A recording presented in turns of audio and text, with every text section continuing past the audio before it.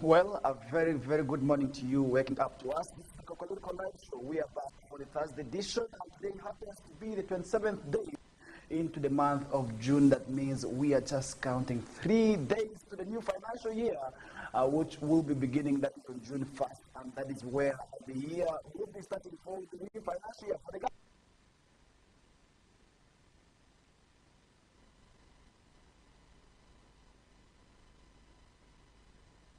where also I want to also really make this humble appeal to those people in Western Sub-region, more so in relation to your operations that have been halted. I want to remind them that on June 1st, we are going to be seeing the officers bouncing back on the road. And that means those who have been moving on these numberless motorcycles, you may take advantage of the remaining days. The 2 to 3 days may actually be one that could have spared you from any kind of conflict with the law enforcement officers attached to the URA body in there. But we are saying you must take advantage of these remaining days and have yourselves and maybe your motorcycle also really registered, because if at all you are not going to be doing that, then definitely we may see you also really facing the wrath of the law. And at the end of the day, we may see you in running battles, which may not be good, and we can still avoid this unnecessary kind of fights. Going to also register our motorcycles using the half price campaign that was given also for the people of West Nile sub-region to also really have their motorcycles registered. That was in January, and now we are going to be entering July, and that means the 6-month period is actually coming to an end, where we did see Minister for General Duties Henry Musasi announcing that period. But then definitely update on a sad note, some people have not taken advantage of that, but that is not the reason as to why we're here.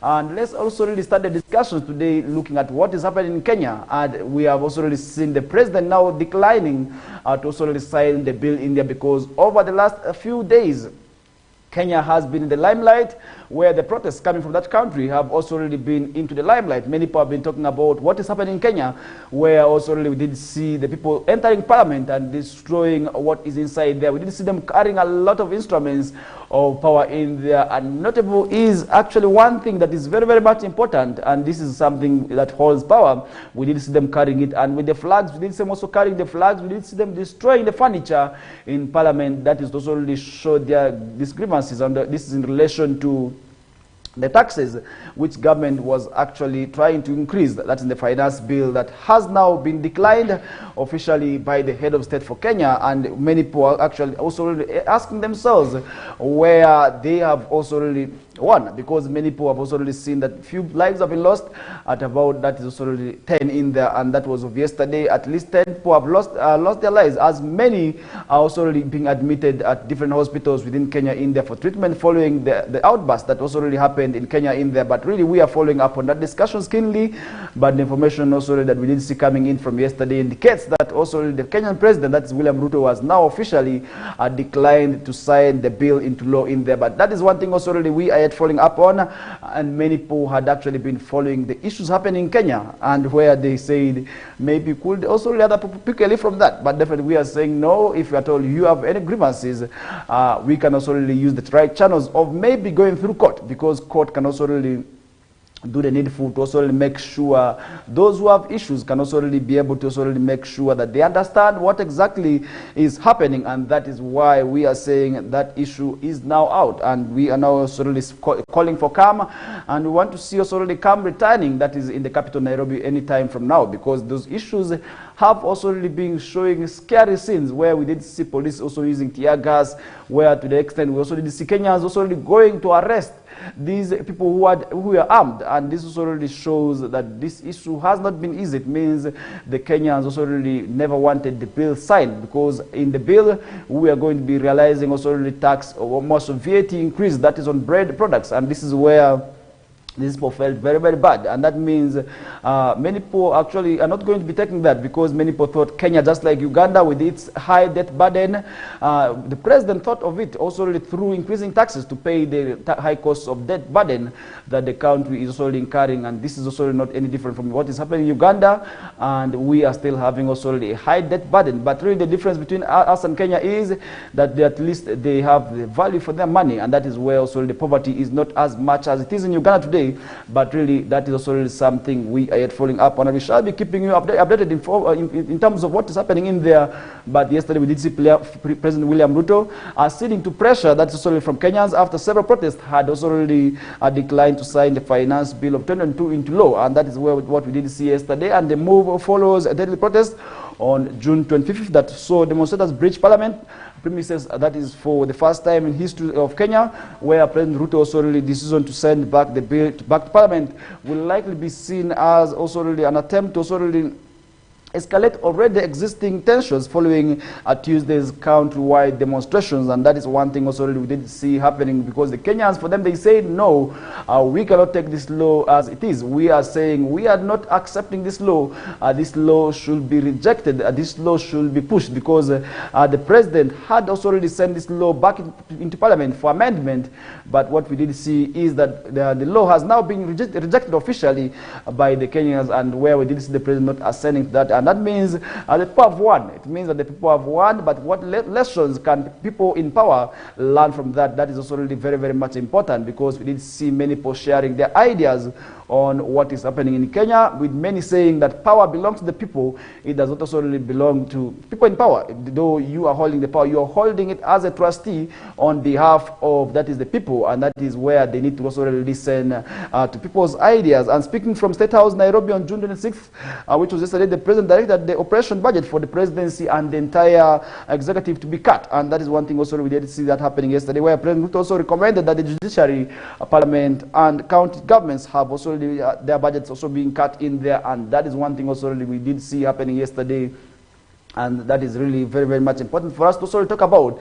And remember, during also the distractions, one thing that was not spared is the Uganda House that is in Kenya, where now Ugandan officials are demanding for answers on fire at embassy that is in Kenya, and exactly what happened in there, because Ugandan diplomats and the contractor were last night also really working overdrive to also really establish the cause of the fire that got the Uganda High Commission building that's in Nairobi, Kenya, and resulting in the damage. And Mr. Henry Oriem Okello, the State Minister for Internal Affairs, told journalists that also really last night that the destruction was colossal, but details will be reported to the ministry to stop also really top of management by Permanent Secretary Vincent Bagire.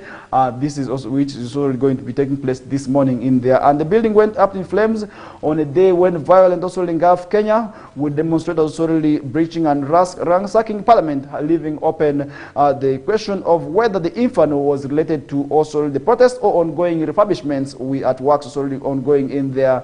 And the building also really has been under renovation and was due for reoccupation, that is in the coming weeks, as it remained also unable by press time to establish the cost of damage and the cost of renovation, also really how much it is going to be taken, because we are talking about the cost of damage. This means the property that was lost is actually marvelous, and I don't know how much it is, but definitely it means there's a lot more that has been destroyed during also this protests in there. And that means also the governments also will have to see a way of having this house back renovated, because this house is actually catering for Ugandans living in Kenya. This is where, if at all there's any Ugandan also in Kenya, also really where they can be able to get help from. Because one time I was watching our Ugandan maids from parts of eastern Uganda who had traveled to Kenya to also really work in there as domestic workers, but they were trafficked. And that means also really when they reached the promises they were made were not actually what they met on their way as they were there. And that means they really encountered a lot of challenges, and that forced them to actually look for the Ugandan embassy, and this is how they got themselves back. It means this house is very, very much important for the Ugandans to also really have it in existence in there. And that is why to have these houses, definitely it is a quiet move, and to also destroy it leaves us with nothing but also really misery, because we have so many Ugandans who may need access from there in terms of their documents, in terms of other necessary help, because we are saying that is really something very, very much important for us to also really have as a country, to also really have as a state, because if at all we are not having that, and then definitely that is really, really wrong. Officials were reportedly working on new tenancy agreements, but also really by the fire smoked up the hopes of Uganda government, ranking also really cash subtailing also at the premier property, because a lot has also already been destroyed. In a video filmed against the flaming house in Nairobi, IGP John Nduguse, the police attached at Uganda High Commission there, sounded heartbroken by the disaster unfolding before his eyes in there. And he added that this is really something very, very much. And this is something which is our Uganda House in Nairobi. Now I am here helpless, no fire tenders, no waters. We are likely to also really lose this house in there. That is one thing also we didn't see him also commenting on as they saw the house burning in there. Shortly after the vote, a National Assembly Speaker Samuel Wetengula adjourned the house at 9:30 a.m. today. The demonstrators quickly marched, that is up records, and overwhelmed also a lot of security forces to storm and occupy the August house, part of which they sat ablaze in their televised address. That's at 9 p.m. last night. President William Ruto also called for unprecedented intrusion. That is also against this in there, and that is one thing we did see happening yesterday, as Kenya President also says tax protests are hijacked after they turned violent, and that is one thing also somebody could be interested in knowing. And Kenyan President William Ruto said on Tuesday security was hit utmost priority after protests against a bill to raise taxes descended into violence with police and also really firing on demonstrators trying to storm the legislature, killing at least 5 people in there. And that is what is happening in Kenya.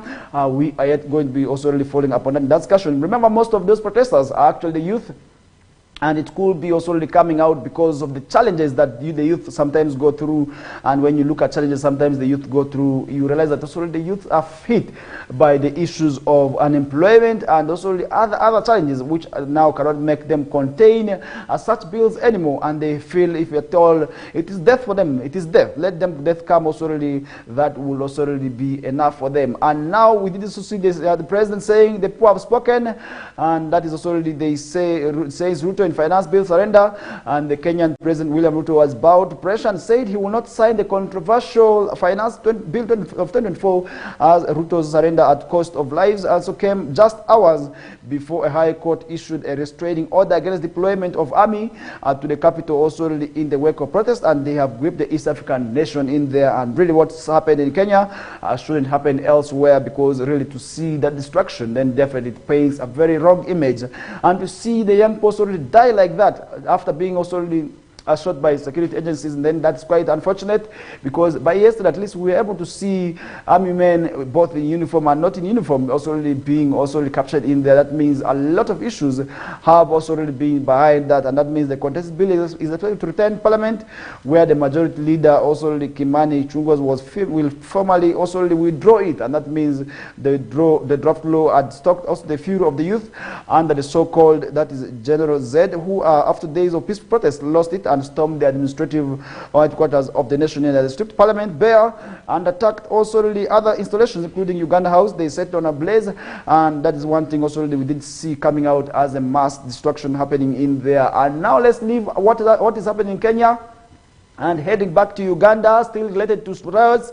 Police have arrested 30 youths over protests against ECOP at Chinese embassy. This is another story that we are seeing on the paper this morning, where police in Kampala have apprehended 30 individuals for engaging in unlawful demonstrations. And that is also really against the construction of East Africa crude oil pipeline, abbreviated as the ECOP. And the arrested include students and other community members. And among this is actually one also individual who is a foreign national, as I was able to see yesterday, who was also really being arrested by police in the police. And the Kampala Metropolitan Police Deputy Spokesperson Luke Owes-Jire noted that the suspects, 21-year-old males and 9 females, are being held at Jinja Road Police Station as the matter is now being investigated. And the group was marching towards the Chinese embassy to deliver a petition also seeking to stop the construction of the ECOP.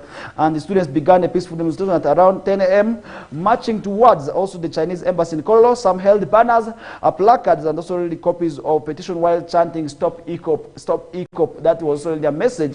And Bob Barije, one of the student leaders, said we are going to the embassy to meet also really the ambassador on behalf of all Ugandans, especially the youth who are also really being affected by this project in there. And that is one thing we did see happening. And Yuda Kaye, A student from Makerere University Business School said ECOP once constructed threatens also really the region's biodiversity as it passes through national parks in there, and he said that this greatly contributes to the mass extinction of most of the endangered species like the great apes and puts their lives of survival at risk. And that is one thing also really why these youths want this project be also stopped in there, and they are now petitioning it. And in their petition, the students also really we are joined by other community members, urge the Chinese government to refrain from funding the ECOP construction, which they argue is dangerous to Uganda and the region. And that is one thing also really where we are seeing that happening. And shortly after addressing their reporters near the embassy, the students began a peaceful march. That is the embassy, but they were intercepted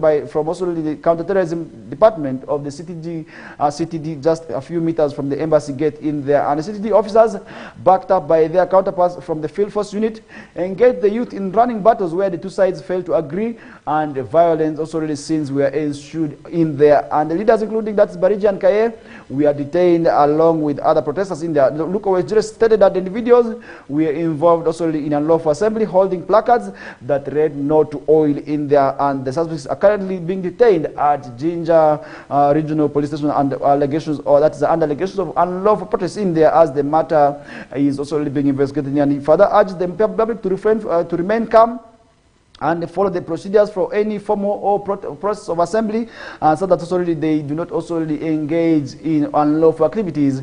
And the rest follow a similar incident on May 29th, when the same students also really marched to Parliament and petitioned the Speaker over the same issue in there. That means this matter is currently also really not feeling well for the youth, and they feel very bad about it, and they want also the government to stop that. And really that is one thing also really, if at all people have the freedom, that is to also really express themselves, and that means demonstrations cannot be stopped, because this is a constitutional mandate. If at all I feel aggrieved about certain issue, definitely if I go back and I need to solely express my challenges, I can't resort to demonstrations, but really it must be backed by security. That is always the recommendation. You first of all have to get permission from police, and so that also the police can be able to guard you. And this is because sometimes people claim they are coming for such activities, yet they are coming with the intentions of also looting. That is where sometimes police says once you are supposed to engage in these activities, you must be backed by police themselves. And that is one thing also we have often seen arising as a result, and as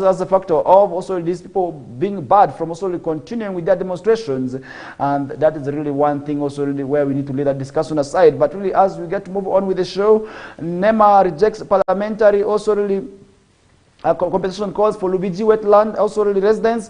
That is another story that we are seeing on this morning, where the National Environment Management Authority has rejected the calls for Parliament to compensate the residents who had also illegally occupied the Lubiji wetland, citing also legal provisions. NEMA declared that all residents who established houses in the wetland are considered offenders, and thus are not also really entitled to any compensation. And these statements were made by Sarah Naigaga, NEMA's legal affairs officer, during her appearance before Parliament's Committee on Commissions, Statutory Authorities and State Enterprises, abbreviated as COSASE, which is investigating recent evictions in the Lubiji wetland and spanning also that's in the areas of Kampala and Wakiso district. And that is one thing also really we are following up on.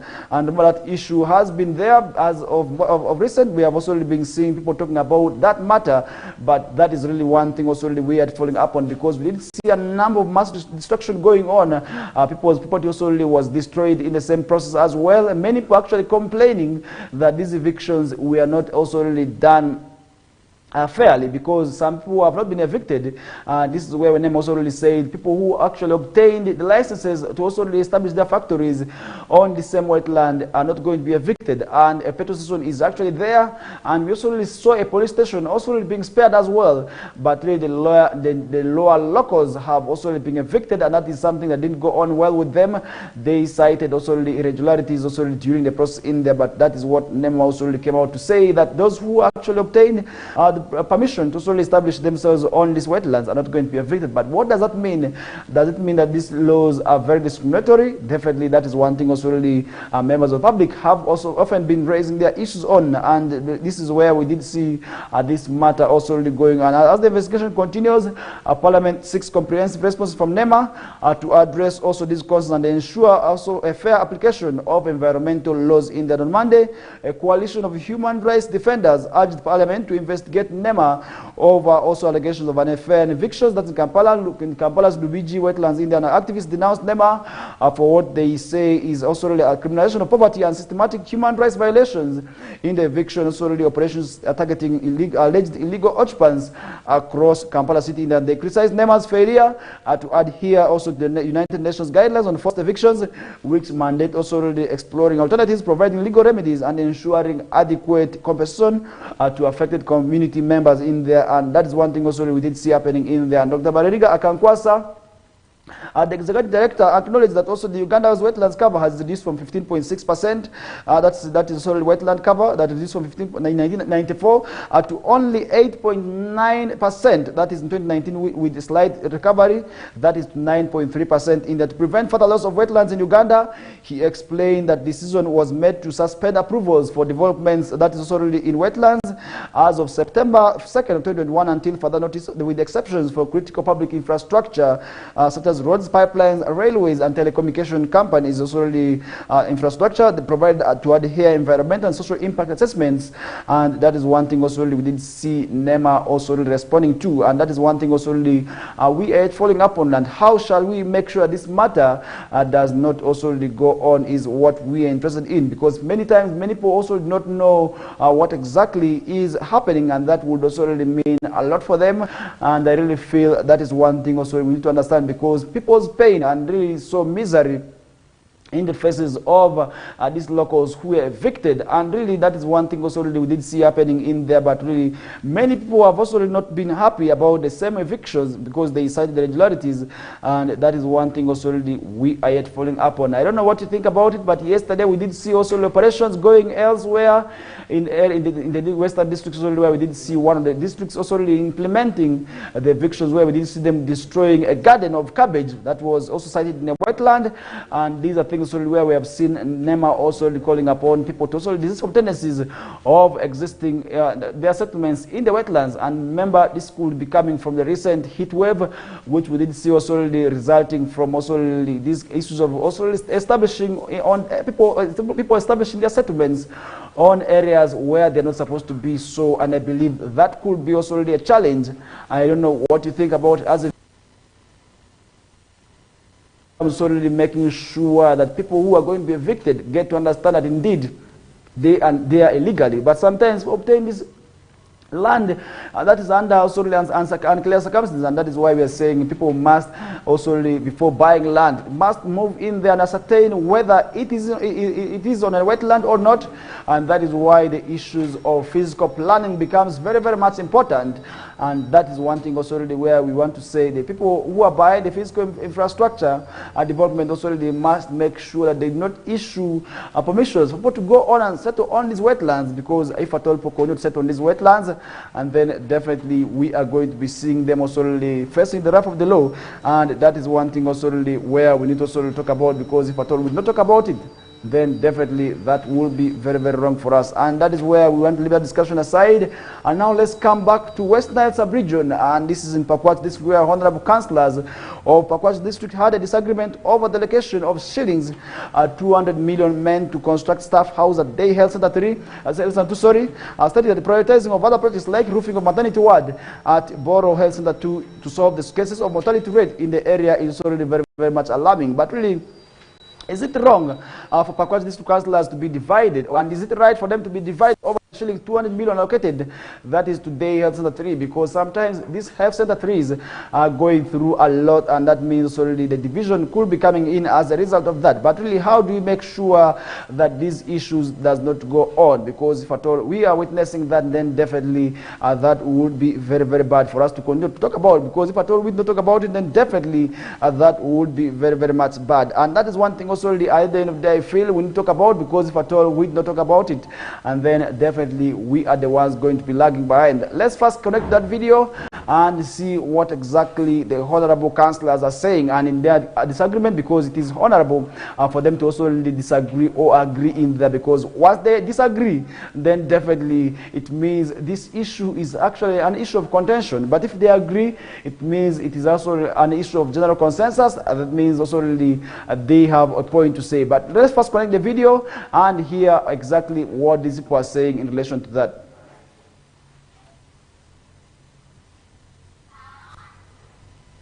Well, as we wait for that video, we are going to be connecting back shortly from now, and that is where also they want to say the health center 3s and the health center 2s must be supported, because if at all they are not supported, then definitely that would mean a lot for them to also really understand. And that is the reason as to why we are saying people must make sure that they respect the issued guidelines in place, because if they are not doing that, and then definitely we are going to be seeing challenges of such nature where people are going to be disagreeing. And remember, these health center 3s and the health center 2s provide a lot of services, that is the rural communities, and that is one thing also really at the end of the day where they must be supported, because many of our districts do not have hospitals. They have only health center 3s and health center 4s, and that is why we are saying if at all these health center 3s are to be upgraded, then definitely that would mean a lot for them to also really understand in there. And I really feel that is one thing also really where we need to where we need to talk about it, because if at all we are not talking about it, then definitely we could be doing a disservice to ourselves, because that is really something at the end of the day we must also really understand as citizens, as people of this country, that it is actually very, very much important for us to understand that we need to talk about it, because this is one thing also really at the end of the day which we really feel needs not to be left out in there. And as we get move on with the show, so many issues also really continue to be reported here. We are still seeing so many stories prepared for you, and that is why as the viewer we always say it is always great to have you on board each and every mornings. That is from 7 o'clock to 9 o'clock. That is from Mondays to Fridays, and that is the reason as to why it becomes very, very much important for you as the viewer to always be also really in the know of what is happening. And I really feel it is very, very much important for us to also really be also really support of these hospitals, and that is one thing also really where we are leaving that aside. And remember, tomorrow Arua City will be commemorating Refugee Day, and that means preparations already underway, and we have often seen this exercise beginning with the cleaning exercise, which was recent. We also did see debate of yesterday where the host community members, well, plus the refugees, took it the floor of council to also really debate on some of the issues that could be happening and affecting them, and that was quite important. And we did see also them championing environmental protection through planting trees in a number of schools within Arua City. And today they are going to be having a football game and a football match, and tomorrow will actually be that day, and that means we are going to be celebrating this day together with our refugee brothers. These are our brothers. We do not have to call them refugees. We have to call them our brothers from South Sudan, our brothers from DRC, our brothers from Somalia, our brothers from also really parts of Sudan, because Sudan is actually two. We have South Sudan and South Sudan. And we still have refugees coming from all these countries, and they are living in Uganda, and they are living in Arua. And remember, recently we did see the national celebrations going on 20th, and Arua City is going to be commemorating theirs tomorrow, and that means today we are going to be having a game that is between the refugees and the host community members, as Arua City will be commemorating the day tomorrow. But definitely, what are some of those issues that you feel needed to be addressed as we celebrate this day? Because many people may not be understanding why it is very, very much important for them to celebrate this day, because if at all they're not celebrating that day, then it means a lot of issues are going to be also really emerging, and that means we have a lot to do as in relation to also celebrating this day in there. And Arua City will be taking its celebrations that is at OPM grounds, and that is where I want to also make this humble appeal to the locals, more so within the city and Western Sub-region, to also really join the refugees, because at one time we were refugees also in DRC, we were also really refugees as of South Sudan, and then definitely life wasn't also really good, and that means the same life could not be able to also really be good to the refugees who are already with us here, and we must live together with them, as the theme for this year also talks about solidarity. And that means also today we are going to be having a solidarity game between the host community members and the refugees, and that is one game that we are going to be seeing taking place at Barifa in Chikuru Stadium, and we are going to be following up on that. And that is one thing also really where I want to say we must stand with the refugees at all times, because if at all we are not standing with them, and then definitely that means we are going to be having conflicts amongst ourselves, which may not be right. And that is one thing also really where I'm saying we must celebrate this day with them. And remember, so many stakeholders have partnered to also organize this event, and notable among them is VNG International, that is partnering with IRC and many other organizations to also make sure that this event goes as a success. And recently we did see them also coming together to also make sure that they clean the city. And remember, many of these organizations are actually refugee-led, and that is why we are saying they must also really make sure that the 24,000 refugees who are in urban centers also really must be supported, because the survey was captured in Arua City and Bulu City that indicated that we are having about 24,000 urban refugees, and that means this number is not for granted. And we have also to also really support them, because they are going to be sharing our resources. They are going to our schools. They are going for medical assistance in our hospitals. That means we must also really incorporate them and also really have them included in our budget. And that means very soon also really we are going to be checking out on how best we can be able to really support our refugee brothers, because I don't want to call them refugees alone, but they are our brothers from South Sudan, our brothers from DRC, whom we must also really work together with, where we must also really support them, so that that's already once they go back, they will be able to also remember life in Uganda. And some would also wish to come back to Uganda, but now as refugees, but now as people who may also wish to come back to Uganda as migrants, or as people who are also just moving now. And that will be quite well, because moving as a refugee is where you have to be forced, because it could be an internal challenge or an external influence that cannot allow you live in your countries, but rather you have to flee for your life. And that is where you are termed as a refugee. And that is one thing also really we are following up on. And remember, this is also really something at the end of the day where there's no peace also really in these countries, and there is political instability is also really pushing a number of people also really as refugees. And that is one thing also really where we have often seen the refugees calling for calm, calling for support from different governments, calling also really support from African states to also really make sure that they advocate for peace way back in their countries, so that's all they can go back. Because many times we have seen people solely complaining that life in Uganda is never right, and life in foreign country has never been well for them, because they feel they need to go back. Because recently I was with them during the Junubin Cultural Festival, and this is actually one message that has often come out of the encounters I've had with the South Sudanese. They really feel they need to go back.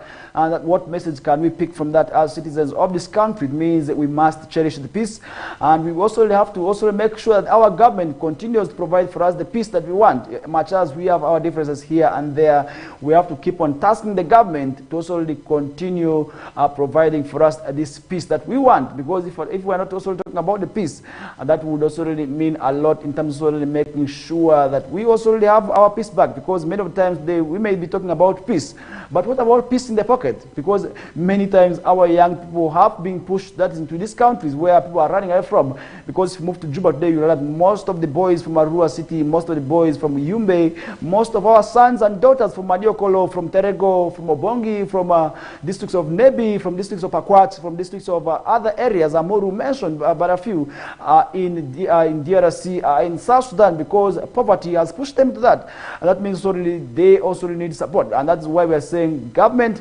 must make sure that the youths, who are the majority, are also incorporated into these government activities, so that really we avoid tendencies of our youth moving away from this country to countries that are really having political instability. And that is where we're saying political fight, maybe fight against the poverty, is also really something where government needs to turn the emphasis on now, because we are now having peace, but we are still left with a piece of pocket, because the pockets are still empty for many people who are now finding their alternative also really to move to these countries in DRC to work and look for survival in the South Sudan. And this is one thing also really often we have also gotten to talk about, because our people must remain here, because where they're going, sometimes we do not know what exactly is going to be happening to them, because many times we have seen them attacked on the road, their property being robbed, which is really wrong. And that is one thing also really at the end of the day which we cannot be able to solely attribute that is to anybody in there. And that is one thing also really at the end of the day we must also really seek also answers to, because if at all we are not talking about that, then definitely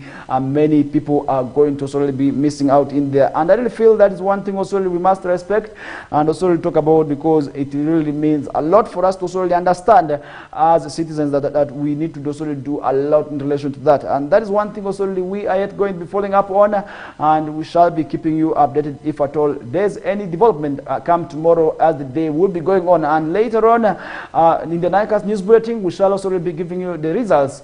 That is under Nicas Sports, also with Oracle Benson Pastore, who will be telling you how this game that will be played today between the refugees and host community as it will also be ending, because this is really a solidarity game, and that should symbolize brotherhood amongst ourselves and the refugees. And that is one thing also really we are following up on, and we shall be coming back tomorrow to keep you informed also really of the results for the final edition for this week. But now, as we get to move on, so many issues also really still continue to unfold on the past morning, and that is also really where we are going to be also really unfolding them for you on the morning Kokoliriko show as well.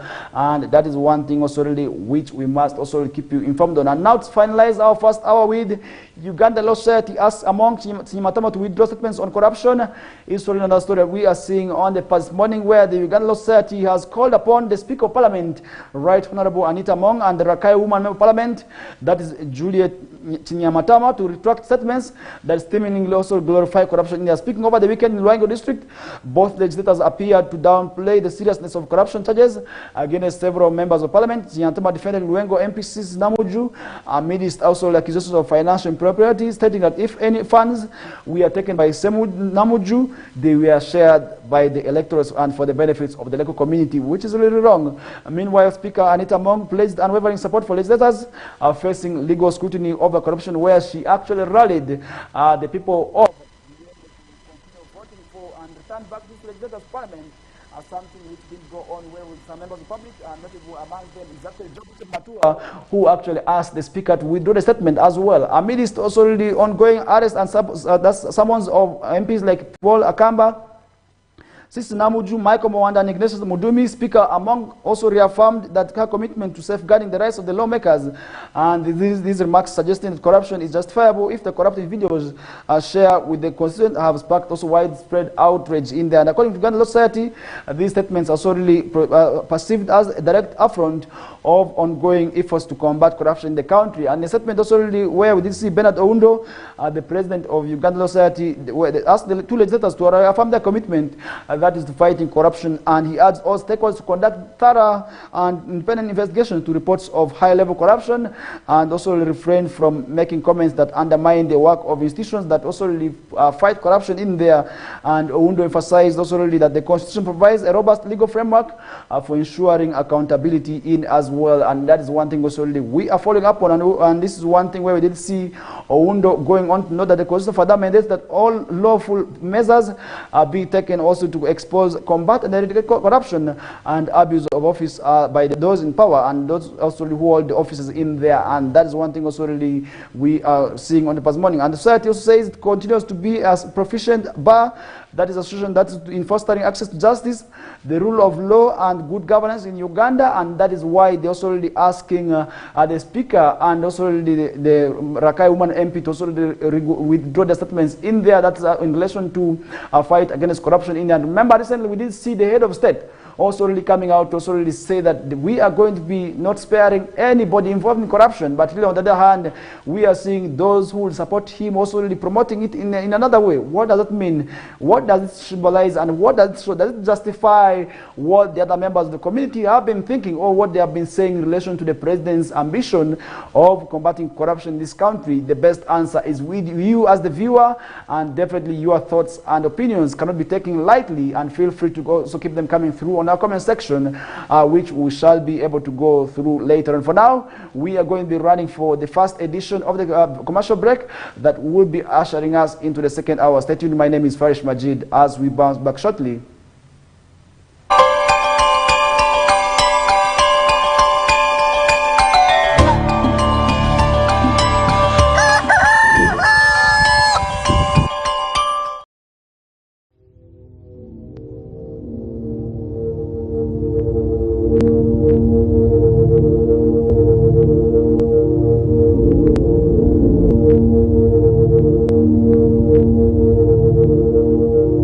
West Nile TV, lighting up the region.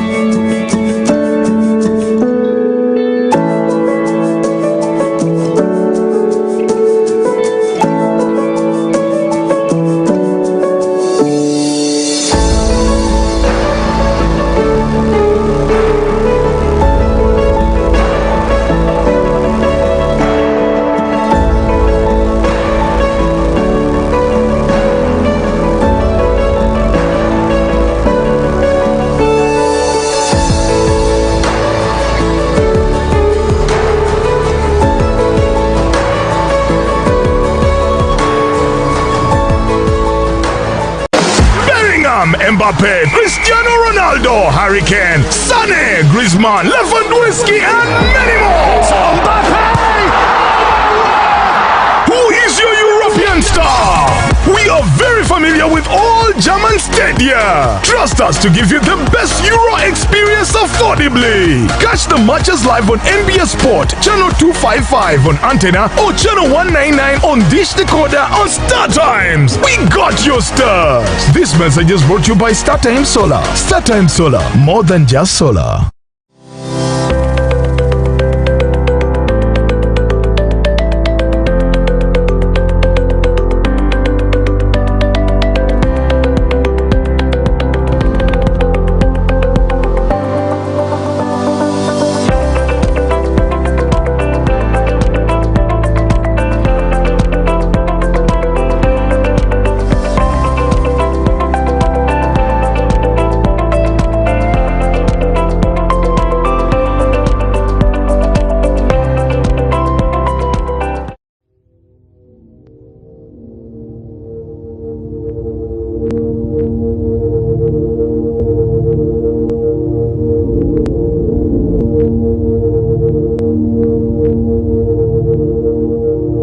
West Nile TV, lighting up the region.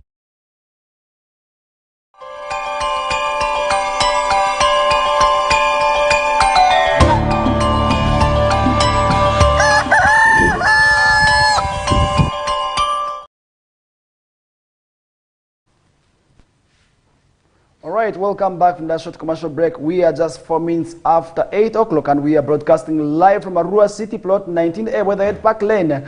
And for those who do not actually know where West Nile TV is, and that is where our head offices are, and that is one thing also really where we are saying we are across the entire West Nile sub-region. We are not only in Arua City, but we cut across the entire West Nile sub-region, and that is why we are saying if at all you have any business that you want to put forward, you can feel free to also really walk through, that is in Anyafio, and you will be able to be received by a beautiful lady who is at the reception, and that is where you will be able to share the ideas on what you really feel that you need to do. If at all you also really want to make any comment, definitely she will not also really decline to pick it in there, and that is one thing also really where I want to take this opportunity now to ask you also really, as the viewers, as people of that area, to also really make sure that also really we get to understand that, and that is one thing also really where we want to begin the discussions right from Pakwach. Earlier on, we are talking about the councillors also really being divided over the funds that have been allocated. That is today, here's the two, and that is in relation to the money that's worth 200 million, and that is one thing also really where we feel we need to begin the discussions right with, because councillors, if at all they are divided, that will be meaning a lot, because 200 million shillings was meant for the construction and establishment and also refurbishment of the maternity ward, and that means also really now the councillors are in disagreement over the location of that money. That is 200 million shillings meant to construct the staff houses. They have the three that stating that they need to prioritize other projects like roofing of the maternity ward at Borough Health Center 2 and solve the cases of mortality rate in the area, and that means already where priority must be given. Also really must be something that these councillors need to look into, because if at all they are not doing that, then definitely they are going to be doing a disservice to the people they are leading, because look at what's happening in Pakwach. Definitely that is where it will be very, very much bad for them. But we are saying these areas must be respected. If at all they are not respected, then that is where the challenge could be coming from. And now let's first connect to that video of exactly and see what exactly is happening and what exactly the councillors are saying. And that is one thing also. At the end of the day, we are going to be understanding what is happening there in Day, because if at all they are not prioritizing health, then definitely where will the money go to? And this is also already where we are seeing now the financial year ending, and that is also already where we are going to be seeing challenges. That is in terms of also already fights amongst these leaders, in terms of already social allocation in amongst themselves, where some would opt for these resources to go to areas of their interest, and that is where sometimes where also already people may not be able to prioritize under those things. And that is why we are saying people must also respect these issues, and that is one thing also already at the end of the day that will be very, very much good. And that is one thing also really where we're saying people must respect these ideas and must respect these issues once they're also already out there, because if at all they're not respecting that, and then definitely that will be very, very much bad. And that's in relation to these issues. And now let's first connect to those people and hear what the leaders are saying. And usually we say information from the horse's mouth is actually the best. And here are the leaders in relation to their debate as far as this issue of the resource allocation is concerned.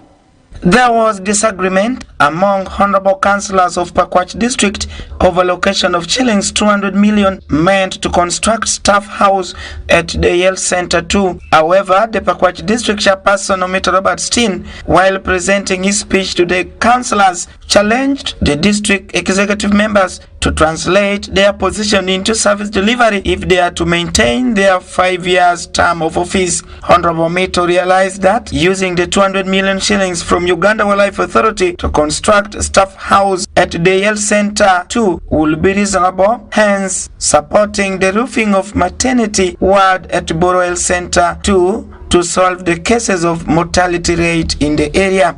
We failed to finish because who are from nowhere changing their plan that they will no longer invest in capital development. They want their money to go for livelihood projects. The last 3 years we got stuck.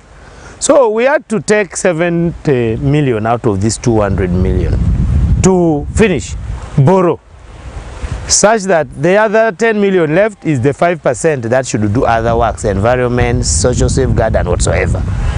So that is how we have handled the 200 million. But However, a cross-section of the district councillors expressed mixed reactions about the allocation of the funds, saying they expected the funds to only be allocated to the health center 2. Honorable Odwakachien Muganga, district male councillor Panyimutan Council, says the allocation of the funds to other facilities is not right. The 200 million is part of money for infrastructure earmarked for transiting the health center 2 to health center 3 status. And now we are splitting the project. What will happen in the future? It is going to compromise our effort to transit to health center 3. Honorable Mongoriek Juliet, female district councillor Panyimutan Council and Panyimut Sub-County, agrees with the allocation of the funds to support Boro Health Center 2 as the structure has not been worked on since 5 years ago. The issue of 200 million to be divided into two, it is to see the impact of the Health Center 2 and in Boro. It was constructed a long time ago. People of Boro, especially the women, they used to move a long distance to go and deliver. But because of this 200, the government give to us as a district, we see it in good faith that it is to be divided so that the people of Boro who are suffering for a long distance are also be favored. Pakwach district was carved out of Nebi district in 2017 and it has 19 district councillors without opposition members among them. Alfred Jawok, West Nile TV. That is it in relation to the disagreements by the councillors, and I must say this is an honorable discussion in relation to the prioritizing of funds, because honestly we must look at where we are also prioritizing resources, because many times we may not be able to solely prioritize resources that is in response to this medical personnel, but we must also really prioritize those who actually need this support and who actually need services. These are the people who are most vulnerable. The doctors may rent around, but really to have a maternity route that already is not well, definitely we are not going to really allow that to happen, because we are not going to be wanting to see our mothers while giving birth also really be washed by rains. What does that symbolize, and how exactly will this also really impact on the newborn babies? And that is why we are saying that case also really should be honorably looked into. At the end of the day, if at all the resources can be switched, and then definitely they must do so, because we must also really make sure that the resources are actually allocated for the maternity, other than also really building staff houses in there. But because the staffs may may rent and may also build their own houses in there, and that is where we are saying that is a matter we are following up on. And the doctors also must look this into also with good eye, and they shouldn't also take it personal, and they must make sure that also they don't revenge, because if they're told they revenge, they may put down their tools, which may also lead to lives also being lost in there, and that wouldn't be well. And now let's leave that aside. Still within Moyo, that is also still in relation to health. The public in Moyo has been asked that to embrace early health-seeking behavior and also really make good use of the associated medical equipment at the hospital also. And this urge was made by Mr. Bessie Bernard, the hospital administrator, Moyo General Hospital, while also receiving the associated medical equipment. That's Moyo General Hospital on 25th of June 2024. And member Moyo Hospital has also been blessed with also equipment. These also include other also that are going to be helping them in terms of addressing some of these medical concerns, because sometimes also the hospital facilities lack this equipment. Where you look at also the health facilities such as the x-rays and beds, where they're lacking, it becomes very, very much difficult, and also to have them just like this. And then definitely that is really where it becomes very, very much important. And we are saying those who are going to be working with this equipment must make sure that they use them very well, because these are things really where the government sometimes wastes a lot of money in, and that is where we are saying those who have been blessed to also really make sure that they are going to be utilizing these resources must make sure that they actually utilize them very well. And that is one thing also really at the end of the day that will be quite well. And we are following up on that, and we shall be keeping updated of also really this different health equipment that has also been given to Moyo General Hospital. Remember, Moyo General Hospital is actually a hospital that also caters for the entire Madi sub-region. And look at what's happening in Madi sub-region, areas like Obongi, areas like Jumani, areas like Moyo and Elegu. Parts of South Sudan also really come to access medical assistance from this hospital in there. And now for it to lack this necessary equipment, it becomes very, very much difficult, where this will have to be forced to be referred, that is to a rural regional referral hospital, which may not be right. And that is why we are saying these other minor health cases should now be held. That is also help that is within Moyo, and Moyo General Hospital is actually the right facility to have this right equipment in there. And we are also calling upon now those people who have also been blessed with also these resources to also make sure that they utilize these resources very, very well, and not also keeping them to waste like that, because at the end of the day, if at all they do not utilize the resources, then definitely we are going to be seeing them put to waste in there, and that wouldn't be well for us to witness in there. And leaving that aside, let's now move to the neighbor Obongi. That's Obongi, which also borders the Moyo district in there, and where we are also seeing different stakeholders, among whom include also different people who have now been also able to also witness the commissioning of the USMID also projects in there, where local leaders in the local governments in Obongi district have also been asked to take care of the newly complete multi-billion Uganda support for municipal infrastructure development projects that's in the areas. And we did see also a number of beautiful projects that are also being developed under this project in there. And this call was made by Honorable Obiga Mario Kanye, the State Minister for Urban Planning and also Development, during the commissioning of 3 USMID projects in Obongi district. That was on 25th of June 2024, as Kumu Dominic also was able to also really see and identify for us these different projects that are being developed in Obongi and in relation to also these projects. And this is where we are saying people must take advantage of these projects. And let's first connect to that video and see what exactly transpired during the commissioning of these projects as we bounce back shortly. The commissioning brought in hundreds of people across the district to witness the official handover of the completed projects to the locals so that they start making use of them to foster development. Honorable Obiga Mario Kanya, the State Minister for Planning and Urban Development, who doubles as the Member of Parliament for Terego East, who was the chief guest during the commissioning, tasked the lower local government leaders to take proper care of the projects being handed over to them and monitor their use so that it brings about development to the people and improve on service delivery. I'm relying on the ones at the sub-county level, the lower level. Make sure you see these facilities that they are well. And if you get any problem with them in this short period of time, there's what we call the defect period. These contractors who have got some of their money with us, okay? During that time, we shall use it to correct those mistakes, which we have not seen. Some of the mistakes will be seen when we've already left. So commission is not the end of the story. It is still continuing, and I want you to keep them well. Honorable Dr. Boka Didipol, the Member of Parliament Obongi constituency, lauded the government for extending the project to Obongi, saying the market will provide avenue for the people to sell their produce and be able to get other products from other districts. All of these will go a long way in supporting the government program of enhancing production, productivity, and value addition to contribute to the wealth creation agenda. What will be important to link to this market for it to be able to be more valuable is the question of improving on the road networks.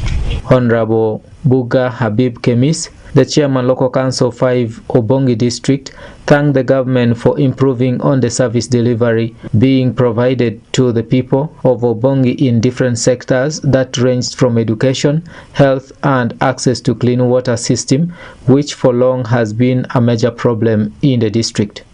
When the people of Obongi, when Ugandans ran to Sudan, to southern Sudan, we only had some few primary schools in Obongi. Less than 2 primary schools in Obongi. We only had some few health centers in Obongi. Less than 3. By right now, Honorable Minister, Obongi has more than 24 primary schools. Obongi has more than 18 health centers. Mr. Pimbaza Samuel, the resident district commissioner of Obongi, urged the people in Obongi to unite and work together so as to bring development, and re-echoed the presidential directive of always contacting groundbreaking and commissioning of projects as a way of providing accountability to the public, which the leaders in the district needs to take up seriously and ensure that corruption tendencies are not being tolerated in the district. Let's develop Obongi. The common enemy of Obongi should be corruption. Let's fight corruption together. Let's do things the way they are supposed to be done. There is a presidential directive that there must be a groundbreaking. So whoever does not do a groundbreaking is an enemy of Obongi. The president also says there must be commissioning of any project, like we are here for today, for accountability. Because you can see the accountability is talking for itself. Mr. Tim Benson Humphrey, the Chief Administrative Officer of Obongi District, gave an account of the funds being received by Obongi District local government under the Uganda Support for Municipal Infrastructural Development USMID project, and requests the government to consider increasing the amount of funds being directed to Obongi, since the first phase of the funds was not enough to complete all the planned projects. If we are to achieve the above projects, we needed 27.7 billion shillings. However, given the resource envelope from government, Obongi District received 7 billion shillings. In the 7 billion shillings, we had to rescope and deliver 4 projects. The Uganda Support for Municipal Infrastructural Development USMID project, with funding from the World Bank, is an initiative of the government to promote infrastructural development across the cities, municipalities, and urban centers in the country. Under this project, the government has recorded tremendous infrastructural development in the country and elevated the status of the towns and urban centers across the country, and improved on the social well-being of the citizens. Dominic Anthony Okumu, West Nile TV, Nile Cat. Well, leaving what is happening in Obongi aside, now let's look at what is happening in Adjumani. And over the years, there has been a conflict between the Acholi of Amuru and the Madi of Adjumani over the land that is called Apa, where also really so many issues are being said about the same matter. But up to date, this conflict has not been settled. And the president also really did appoint a commission that is of inquiry, but up to date, we are yet to see them on ground. And this this committee of inquiry was meant to also really put an end to this conflict in there. But now concerns are growing. That is naturally sub-region on why the Judicial Commission of Inquiry on also really Upper Land conflict is yet to set foot. That is in the affected area. Yet also really issues of attacks continue to happen in that area in there. And that is why we are saying, what happened to the commission? Could it be that these people are actually there obtaining money for nothing and they are not also really hitting the ground? And that means we need to also really understand why and what happened and why are they not moving in there, if at all. There are questions that we need to understand, because over the years this matter between also the Acholi and the Madi over Germany has often been there, but update nothing has been done to avert the challenge, and many people still continue to lose their lives and abductions continue to take place, because recently we also did see an attack made in there, and many people have actually said this matter is arising because that is an area that is having resources, and many people are now also already being fueled by different leaders and also to claim ownership of this land, as the Mahdi are saying it is on their side. Meanwhile, on the other side, they are actually from Amuru are saying this land actually belongs to them, and who exactly owns this land. And efforts have been underway by the government to make sure this issue is addressed, but update nothing. And up to date, we have also seen bloodshed continuing, and that means already there's one thing we need to look forward into, because as the viewer, what do you think exactly is happening, and why do you think this conflict must persist? Because if at all we are seeing the persistence in these conflicts, it means there's more that we need to understand, and we are seeing our people. This follows attacks that could be carried on by people from both sides, and this is one thing at the end of the day,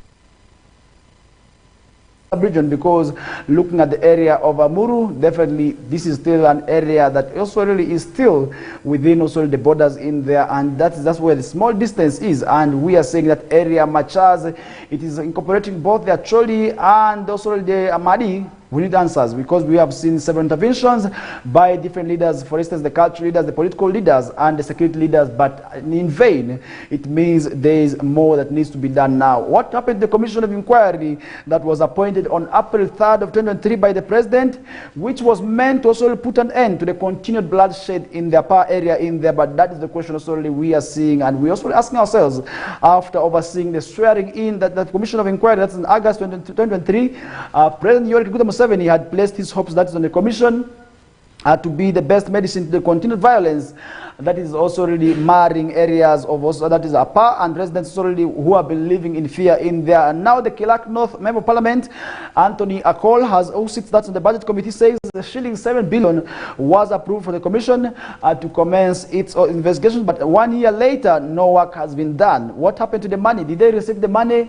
If at all they received it, then that is a form of corruption, which they must also really make sure that they refund back.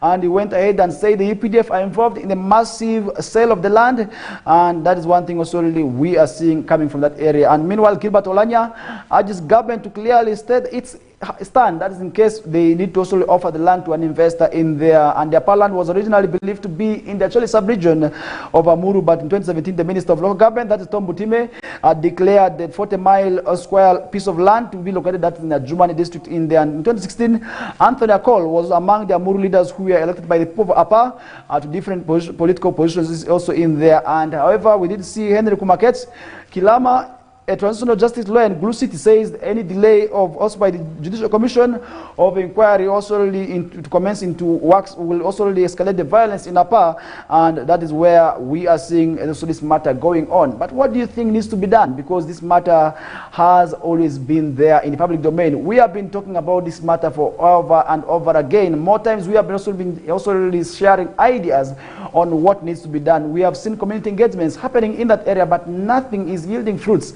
We still see threats, we still see risks of people also encountering a lot of the challenges, and that is where we are saying this matter needs to be addressed. And if at all we do not address it, then definitely that would mean a lot, because we continue to also be hit by these challenges. It is our people, it is our people of Acholi, it is our people of Madi who are going to be affected by these challenges in here, because we are still northern Uganda, and that is why we are saying this bloodshed needs not to go on. Machaz, we are slowly taking maybe pride we must also really honor what we call Northern Uganda at heart, and that would also really avoid us from getting and also engaging ourselves in such activities. And the humble appeal would go to these cultural leaders.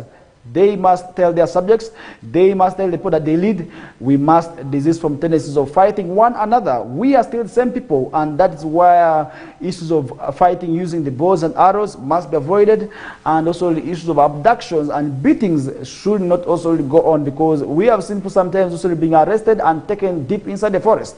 That is also really in a part in there, and that is one thing also really, which I feel I also need to talk about, because that is one thing also really I feel over the days it has taken long to be solved, because once we leave these conflicts unresolved, definitely the future generation is at the risk of also really facing the dangers, because we are going to be having this history of saying that they actually did this to us, the Mahdis came and did this to us, and these are stories that will not disappear from the people's minds, because it is going to be a generational cost, and which we must also really avoid, given the fact that we have had our negative and bitter history, and that is also within the people of West Nile sub-region, and actually between West Nile and actually we have had those history which I wouldn't also wish to talk about. But this is the truth. It has also been there, and that means also really, if at all we do not address this matter, then such issues and such history is going to repeat itself, and that is one thing also really which I want to call upon the responsible authorities to make sure that they address this matter once and for all, and they must come out and declare,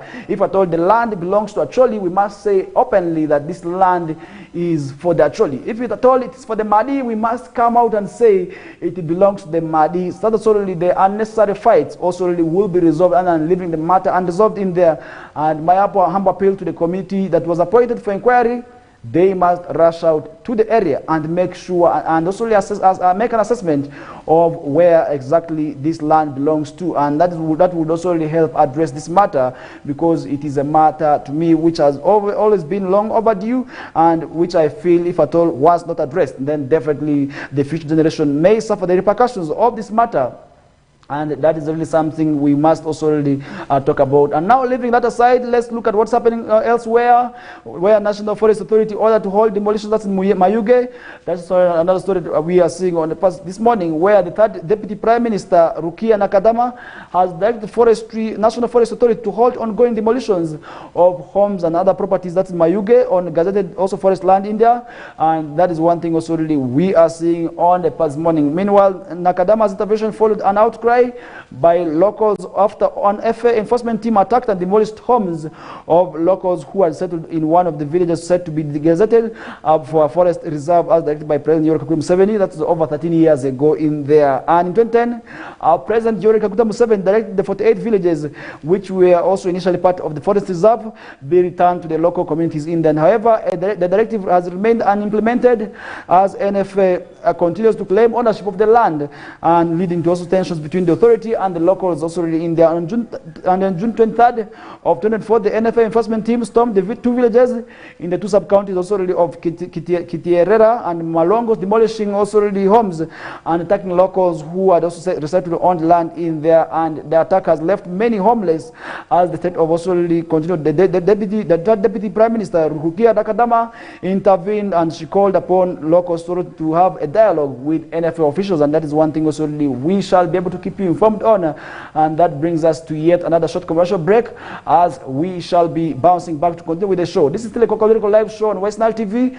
We are channel 477 on StarTimes, and online across all our social media platforms, where you can watch us each and every mornings from Mondays to Fridays, anywhere and in any part of the world, whether also be it in Europe, be it in Asia, be it within Africa. You will always watch us anytime you feel like you need to watch West Nile TV.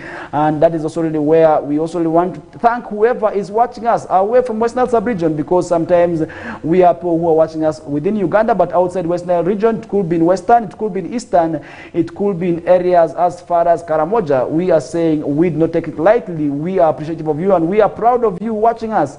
And that means already, that is one reason already we are here to keep you informed of what is happening within the region and the country and the nation and internationally at large also already, as far as the issue is concerned, because this is definitely the program where you are going to be getting to know what is happening within your vicinities. And this is where we are yet running for this short commercial break, as we bounce back shortly.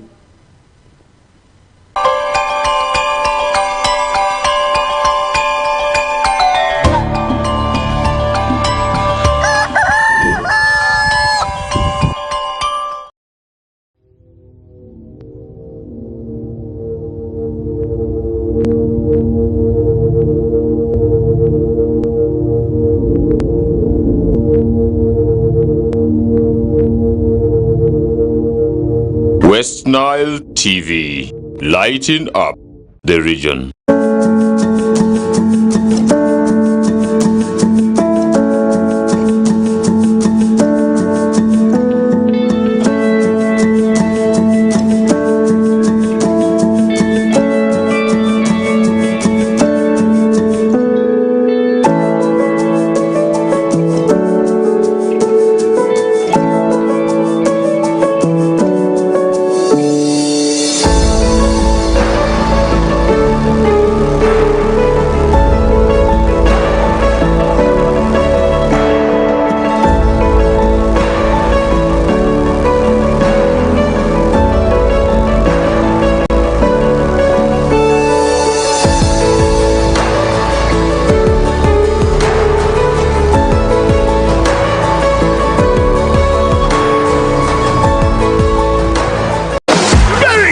Mbappe, Cristiano Ronaldo, Harry Kane, Sané, Griezmann, Lewandowski, and many more.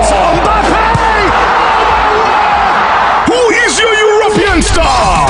We are very familiar with all German stadia. Trust us to give you the best Euro experience affordably. Catch the matches live on NBA Sport, channel 255 on antenna or channel 199 on Dish Decoder on Star Times. We got your stars. This message is brought to you by Star Times Solar. Star Times Solar, more than just solar.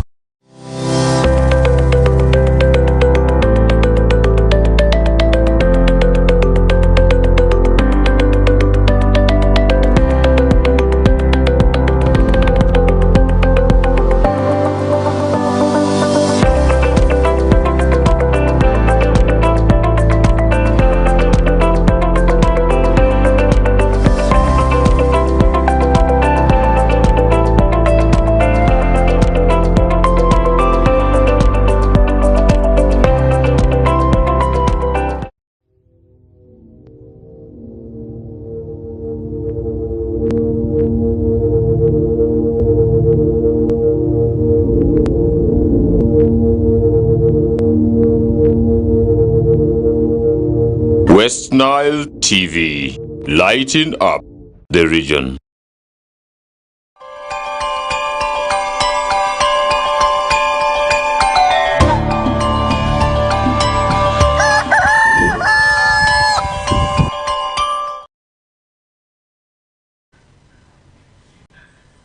All right, welcome back from that short commercial break. We are already into the evening of the show, and that means we are just left with some few minutes that will be ushering us into the news bulletin with Liberty with Mukulia Lawrence.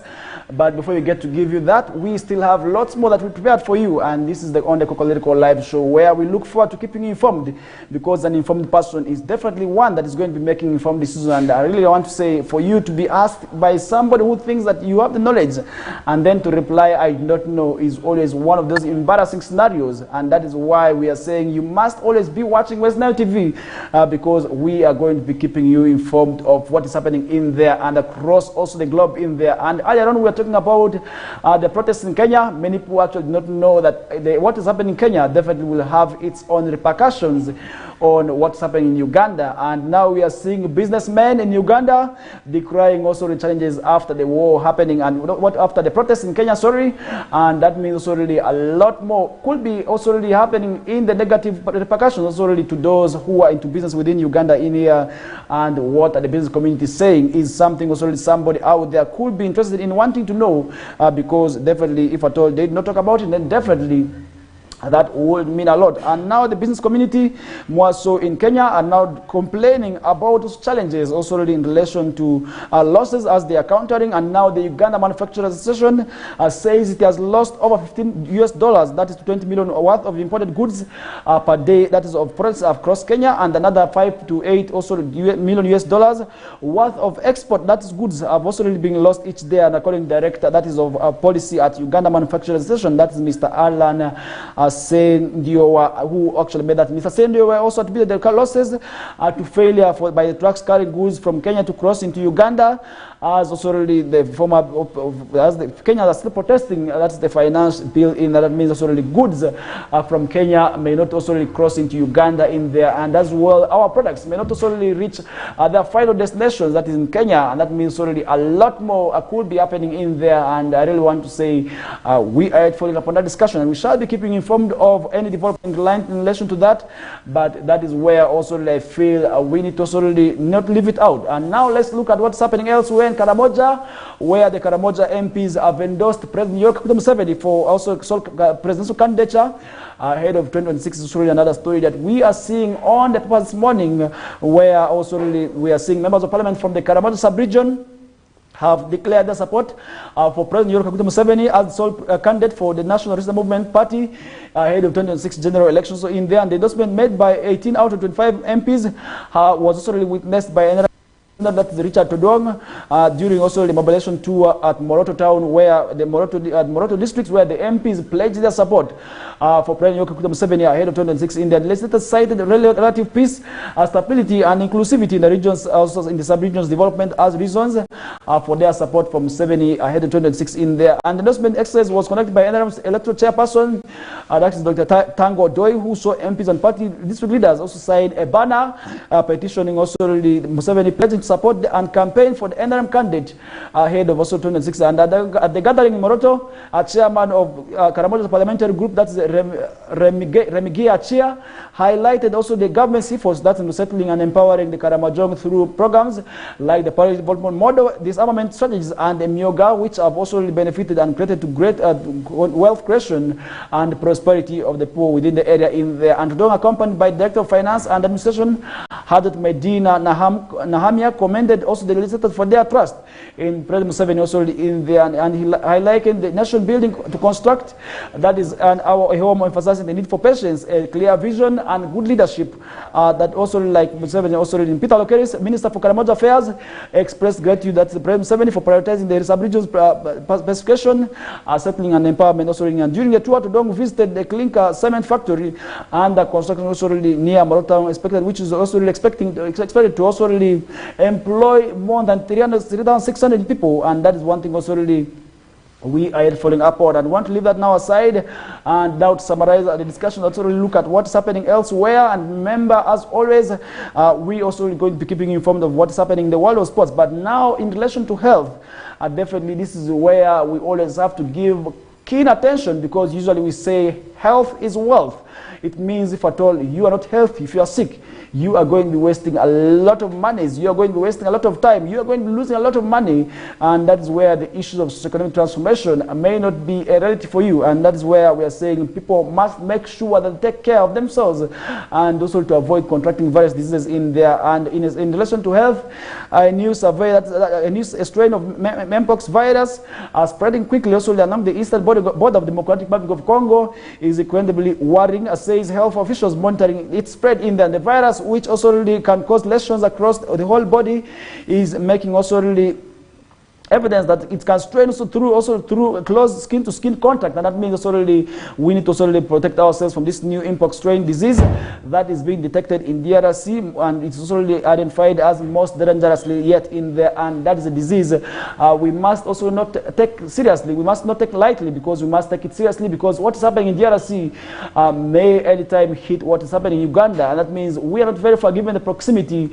We also really with also the neighbors, Democratic Republic of Congo in there. That means we must make sure that we give keen attention to what is happening in our neighborhood, that is DRC in there, and that would also help us avoid contracting these diseases, and that would also mean a lot. And global health experts say the new variant risks cross-border international spread of the virus, with one calling also already its most dangerous strain in there, and that is one thing also already we cannot be able to take lightly in there. And the worldwide epidemic of Mpox 2 was brought also really under control by vaccinating vulnerable groups, and that is one thing also we did see happening in there. And but therefore there is poor access to medicines and vaccine treatments also in DRC, and local health officials are warning the virus could reach other countries where Uganda is actually at the risk and at the verge of contracting this disease if at all we not also really improve on our surveillance at the border points. And this goes back to health authorities and the security operatives to make sure that the surveillance at the borders is also really beefed up, and given also the nature of our porous border points, we must make sure so there is deployment in areas also really where the people cross from, so that suddenly these people are checked before they cross into the country, and that would also really help curtail the spread of this disease in there. And that is one thing also really at the end of the day we must also really give keen interest at, because the risk of the spread of disease and cases of mpox, formerly known as monkeypox, have been also really on the rise in African country for decades. Official figures already from the World Health Organization show that there have been nearly 8,000 cases this year in DRC Congo, including that 384 deaths. Almost half of these we are children among the age of between 50 and the age of 15 years old in there. And the outbreak also is in South Kivu province, near the border also with Rwanda, Burundi, and Uganda, is particularly causing concern in there. And lab testing also of viral samples from the area recently found also that the new mpox strain, which contains mutations that also have also near help and circulate among humans in there. That means we must make sure we take care of ourselves from this monkeypox, which is also some disease that also makes people develop patches, and most cases people do not actually know what this disease is. And we are saying people must take themselves also what we call ongulua. I believe this is also what we usually call it in the Lubara dialect here. Ongulua is actually being spread also in DRC. We must make sure we take care of ourselves from that monkeypox, because if at all we do not also protect ourselves from that disease, and then definitely we may see it also emerging and hitting our areas in here. And that is where we summarize the discussions. But we still have what is happening in the world of sports, and now looking at what is happening in the world of sports, clubs are busy in the market trying to beef up their squads, and we are also seeing this not also leaving our Ugandan clubs behind. And now Ibrahim Kiria also has been taken to Bull Football Club, and that means he is going to be supporting the technical team in there. And the ginger-based football club, that's Bull Football Club, officially announced experienced tactician, that is Ibrahim Uchumichiria, as the latest candidate to the technical department, and Kira was appointed as the head coach on a 2-year tenure with immediate effect in there. And the former Uganda Cranes Nile Sports Club and Simba, not forgetting also other well-established clubs, also is also going to be supporting those of Abe Chikomeko in the team also in there. And that is one thing also we are going to be following up on that discussion, and that's also in relation to sports. And we are still having what is also happening elsewhere, and this is in the world of European football and what we call the Euros. And the Euros are still continuing on. Yesterday we did see games between Slovakia and Romania, and this game ended 1-1. We did also see Ukraine held to a goalless draw with Belgium also ending 0-0 in there. And meanwhile, Group F, we also did see games also happening where we did see Czechia also playing also with Turkey, where Turkey won this game by 2-1.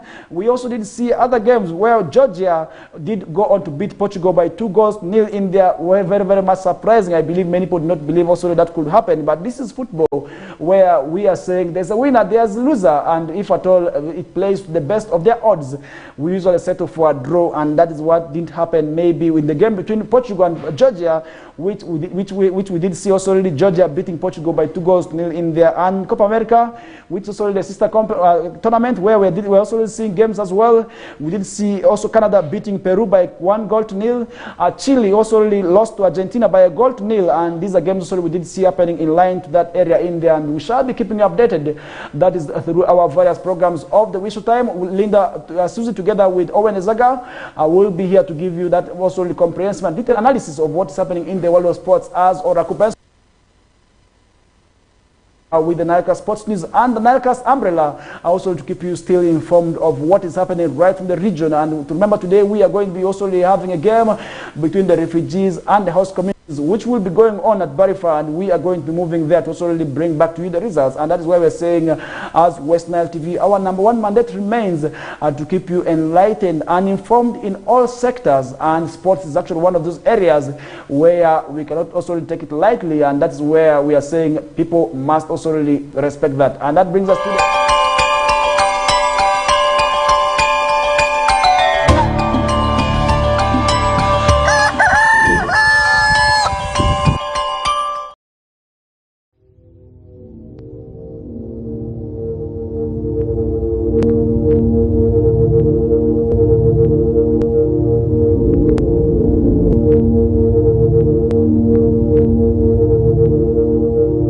West Nile TV, lighting up the region.